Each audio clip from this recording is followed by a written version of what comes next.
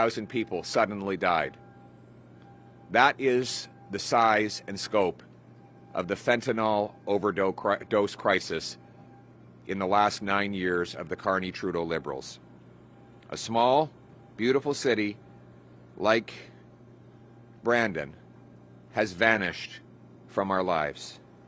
Since 2016, 50,000 Canadians have died of overdoses to opioids, 9 in 10 of whom have died as a result of fentanyl. More Canadians have died of opioid overdoses in the last 9 years than died fighting for Canada in the Second World War. They are real people. Brothers, sisters, sons, daughters, fathers, mothers, friends, and thousands more are still suffering. Countless of them are in homeless encampments, living in the hell of addiction and homelessness. It wasn't like this before Liberals radically liberalized drugs. We know what they did.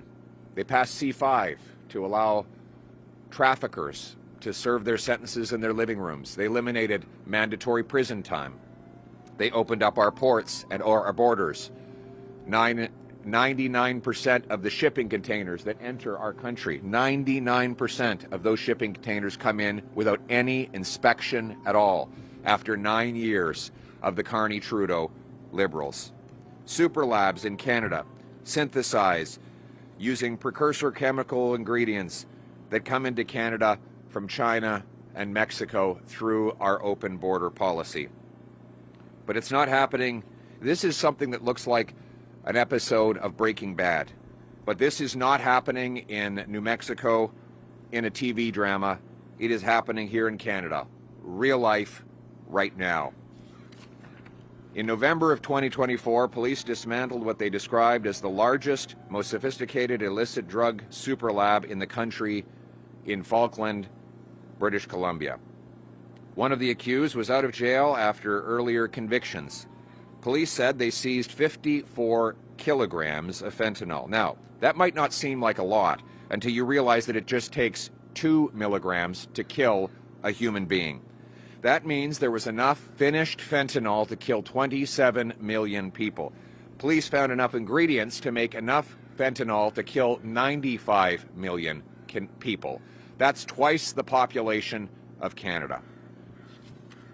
Police also found 390 kilograms of methamphetamine, small explosives, ammunition, silencers, high-capacity magazines, body armor, $500,000 in cash, and 89 firearms, many of which were, quote, loaded and ready to be used. Days earlier, police discovered a super lab in Langley, BC, that they say was capable of producing multiple kilograms of fentanyl on a weekly basis. A Government of Canada report confirmed, and I quote, seizures of Canada-sourced fentanyl in places like the U.S. and Australia suggest that the domestic production of fentanyl is likely exceeding the domestic demand and that Canada is now a source and transit country for fentanyl to some markets. The number of seizures of fentanyl at the Canada-U.S. border more than tripled between 2023 and 2024, rising from 239,000 doses to 839 doses. How did this happen? Well, the Carney-Trudeau Liberals happened. They legalized fentanyl possession here in British Columbia in partnership with the local radical NDP BC government. They passed C-5, which eliminated mandatory jail time and brought in house arrest, allowing fentanyl dealers to do their time in their living room while watching Netflix or playing Grand Theft Auto. The Falkland Super Lab that police discovered had ties to transnational criminal networks that span Mexico all the way to China. They are killing our people and many more in other countries, which is now endangering the trade with our closest ally. President Trump has threatened to tariff Canada because of what he says is lethal drug flows. But whether or not we agree with him should not matter.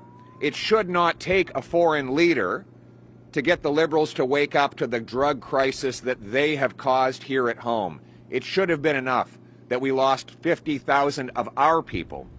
We should crack down on drugs not to please President Trump, but to ensure that not one more mother has to bury her face in her hands on learning that her son died of an overdose in a back alley somewhere. We must stop drugs to save our people and put Canada first. It starts with locking up mass traffickers and manufacturers of this poison with penalties that fit the crime. But what is that crime? Let's call fentanyl trafficking what it is. Mass murder. Selling 40 milligrams of this poison is enough to kill 20 people. It's like spraying bullets into a crowd. You might not know who you're killing, but it's certain someone will die.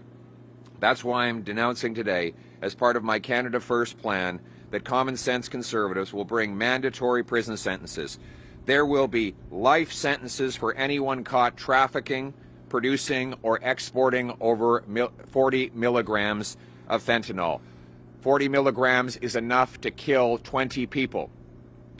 Anyone who is involved in trafficking that amount of fentanyl will get a life sentence. We will lock them up and we will throw away the key.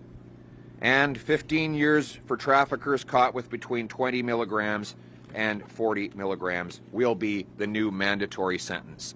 The people we will lock away are not non-violent addicts. They are the victims. We will come to the rescue of victims and addicts. We will provide life-saving treatment. My message to anyone struggling with addiction today is have hope, hang on, help is on the way. My government will provide residential treatment. They will take people off the streets, provide them with detox, recovery, counseling, group therapy, sweat lodges for First Nations victims, and help them get into housing, a job, and back to their families. We will bring our loved ones home drug-free. Nor are we talking about the small-time dealer on a street corner, though he too will be punished. Rather, my law will go after the fentanyl kingpins who kill thousands of people each year. We will treat them like the mass murderers they are. We will bring home the country we knew and loved. After 9 years of the Carney-Trudeau Liberals, everything is broken. Housing costs have doubled. Food bank use has doubled. Gun crime has doubled. The national debt has doubled. All of this because Justin Trudeau was implementing the radical policies of carbon tax Carney. These policies have destroyed our working class, and now he threatens an even bigger carbon tax after a brief election pause, a tax that will drive hundreds of billions of dollars out of our country and continue the rising cost of living that the Carney Liberals have imposed over the last 9 years. The good news is, life was not like this before the Carney-Trudeau Liberals, and it won't be like this after they're gone. We're going to bring home the country we knew and loved. We're going to axe the tax, build the homes, fix the budget, and stop the crime. Most of all, we are going to put our country first. This will be a country where hard work pays off, where anyone from anywhere can do anything. That was the Canadian promise, and my purpose is to bring it home.